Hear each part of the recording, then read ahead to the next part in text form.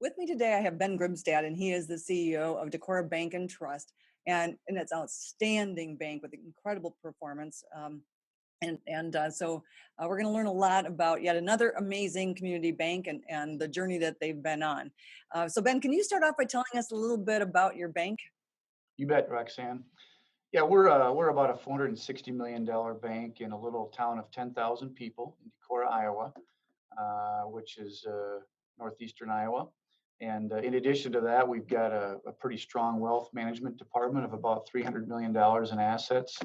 And then we service some mortgage loans outside of our balance sheet for another couple $100,000. So altogether, we think that we sort of manage about almost $1 billion in assets, and I've got about 90 employees, and so we're just real lucky to be situated in a thriving community like Decorah, which is home to Luther College, and um, Your and alma mater, so right?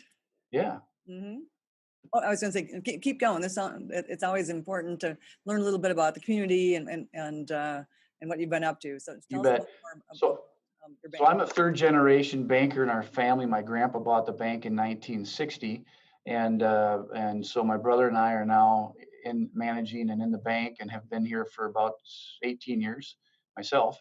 Mhm. And what one of the things that makes our bank a little bit unique is that we have an ESOP, an employee stock ownership plan, that owns a pretty good percentage of the bank also, in addition to our family.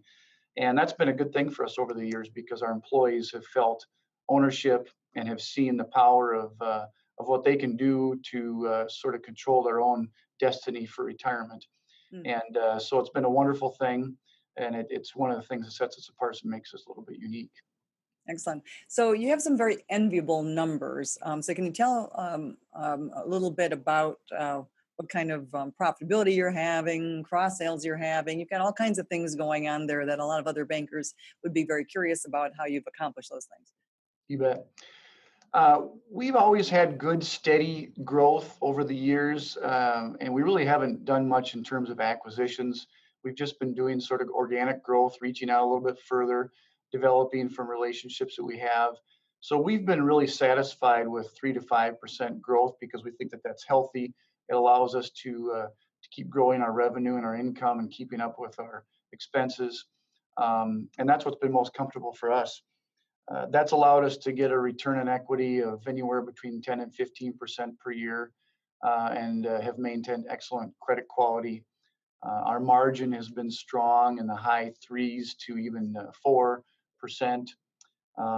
We've been now tracking our cross sell ratio with you, and that's been hovering over 6% consistently when we open up new accounts. And so we're really tying these customers to us with lots of different services.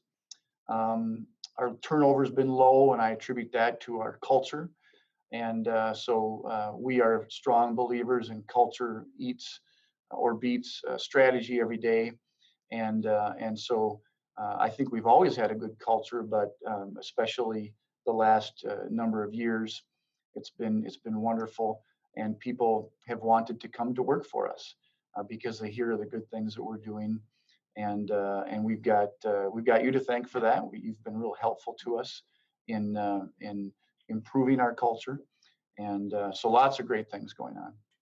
So Ben, tell me a little bit about what was life like before becoming a client? Because I know it was a well-run bank for a long time, but things were different. And so tell us a little bit about how things were different back in I think 2010 when you started. You bet.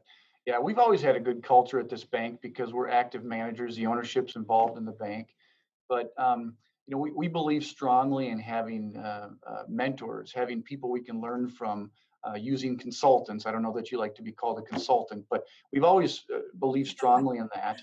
And so I came to one of your seminars, Roxanne, and I heard you and was really excited about your energy and what you talked about and how you want to help community banks survive into the future.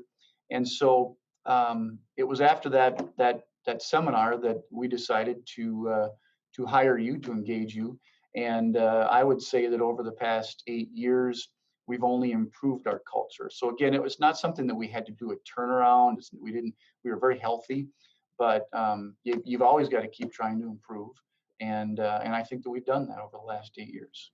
hmm Yeah, you've done a great job, and your employees are always so happy to be a part of your bank. So at the time that you made the decision to come to work with us, you probably um, uh, s- there were probably some things that would have prevented you from moving ahead. Tell me a little bit about what those are, because I'm always curious about how people make the decision and what kind of hesitation did you have? Yeah. Anytime you're going to change up things too much, you've got a risk of losing people along the way. And I've always been really cautious about that. I believe in evolution, not revolution. And so, we've been cautious in how we've adopted things over time. But when you came in and did the kickoff, it was pretty clear that we're gonna change some things up, and so just keeping this positive attitude, positive language has been wonderful, and who wouldn't want to be part of that? So I think anytime somebody makes a commitment like this, you've got to think about how it affects your current culture. Mm, got it. So what kind of changes did you make to better hit your goals? What kind of things did you institutionalize to make sure that things got even better because you're a bank that's always looking for the next level? One of the things that really improved, I think, was the use of the zero risk hiring program.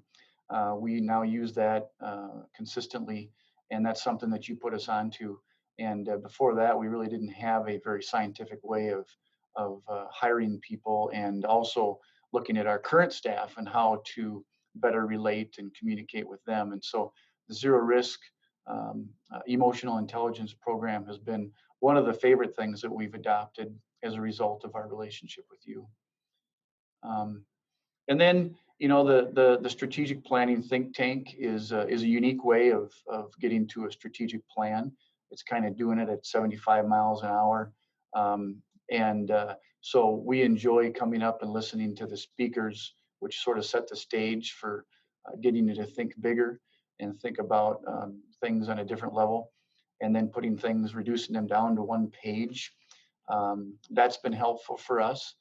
We've been successful in attaining some of our strategic initiatives. Mhm.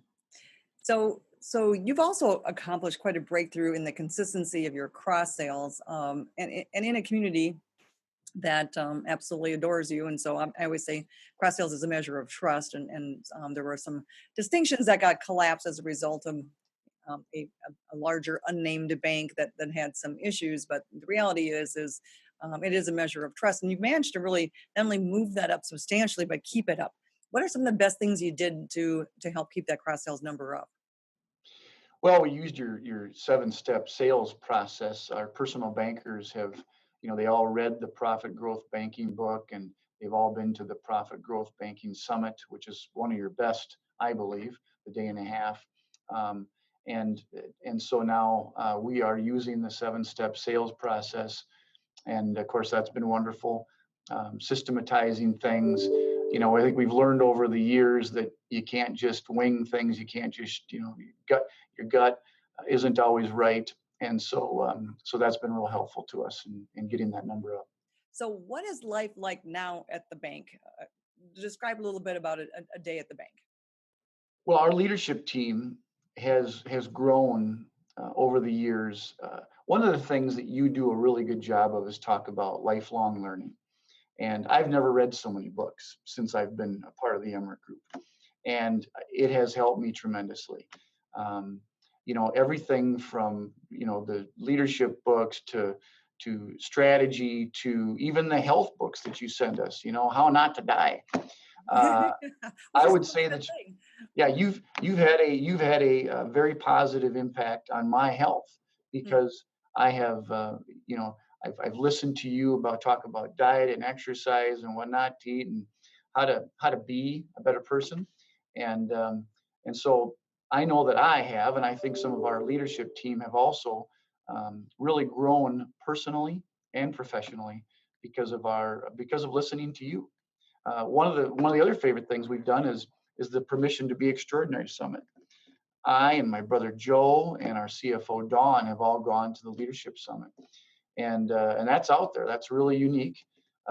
It takes you out of your comfort zone. But when I drove home from that, I remember thinking, man, I can do just about anything right now. Mm. And so for me, I need to hear those things often because, we all go in cycles up and down. And so listening to you and your inspirational speaking, the books that you recommend, the messages you give, have been very helpful. Thank you. Permission to be Extraordinary is my favorite to teach. I just got done teaching one on Friday, and the remarkable shifts in people I'm just touched, moved, and inspired by. It's amazing. Okay, so one last question. What would you say to someone who was facing the same challenges that you were facing before you got started?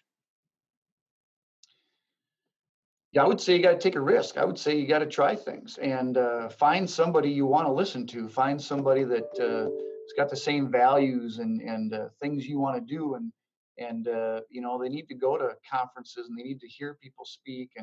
And oftentimes, I think if they hear you speak, they're going to like what they hear. And so, yeah, you've got to get out there because we all sit in our bankers sit in our offices and we wait for things to come to us. We get comfortable.